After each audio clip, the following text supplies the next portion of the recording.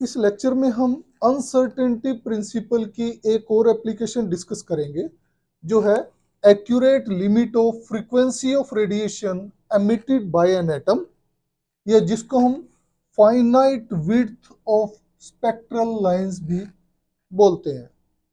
हमें पता है uncertainty in energy is given by delta E into delta T greater than equal to h cut upon 2, और H cut हम कई बार discuss कर चुके हैं। This is h upon 2 pi, where h is Planck's constant.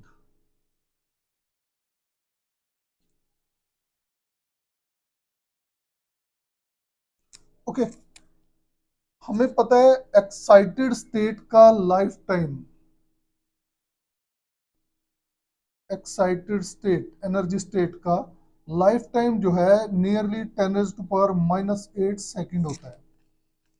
इससे हम बोल सकते हैं कि जो एटम है that can stay in particular excited state for 10⁻⁻⁸ second, इतने टाइम के लिए एटम किसी एनर्जी एक्साइटेड एनर्जी स्टेट में स्टे कर सकता है। इससे ज्यादा देर वहां स्टे नहीं कर पाएगा। That is not allowed to stay more than this time.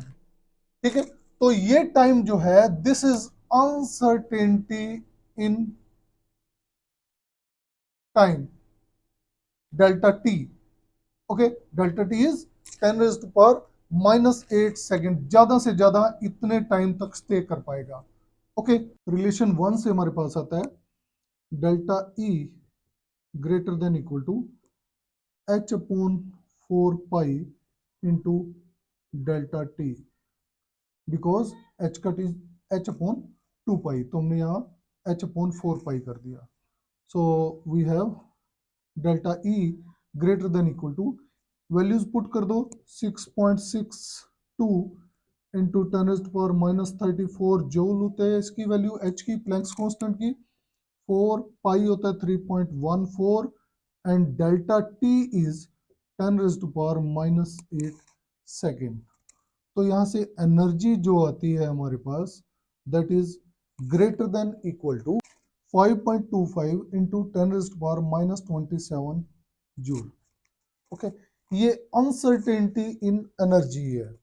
Okay, अब यहां से अगर हम देखें, हमें पता है E equal to h nu, delta E will be equal to h delta nu, nu is frequency. Okay, अब डेल्टा न्यू ये आपका विड्थ आ जाएगी, फ्रीक्वेंसी की विड्थ। ओके, तो uncertainty, you can say uncertainty in frequency delta nu will be equal to delta E upon h. Delta E हमारे पास आया था, कम से कम इसकी वैल्यू है 5.25 into 10⁻⁻27 joule, and H is 6.62 into 10⁻34 joule second. Okay, तो frequency कितनी आएगी? फ्रीक्वेंसी हमारे पास आएगी 0.8 इंटू 10⁻7 हर्ट्ज। ठीक है, ये अनसर्टेनिटी इन फ्रीक्वेंसी है। ओके, यानी जब हम देखते हैं कि एटम जब डी एक्साइट हो रहा है, ठीक है, तो उसकी जो फ्रीक्वेंसी होगी वो नेचुरल फ्रीक्वेंसी से कुछ डिफरेंट होगी। ठीक है, नेचुरल फ्रीक्वेंसी से कुछ डिफरेंट होगी। कैसे डिफरेंट होगी? New plus minus delta nu, और डेल्टा न्यू क्या है? ये इसमें स्प्रेड आता है, फ्रीक्वेंसी में स्प्रेड, या हम बोल सकते हैं ये विड्थ है फ्रीक्वेंसी की। तो स्पेक्ट्रल लाइन, जो फ्रीक्वेंसी की एक लाइन आनी चाहिए थी, frequency new, natural frequency new आनी चाहिए थी, यहाँ पे कुछ विड्थ आती है। इसी तरह से हम बोलते हैं कि हमारे पास कोई शार्प लाइन नहीं आती। ठीक है, इसी वजह से यहाँ पे फ्रीक्वेंसी में स्प्रेड आता है, विड्थ होती है कुछ उसकी स्पेक्ट्रल लाइन की। Thank you.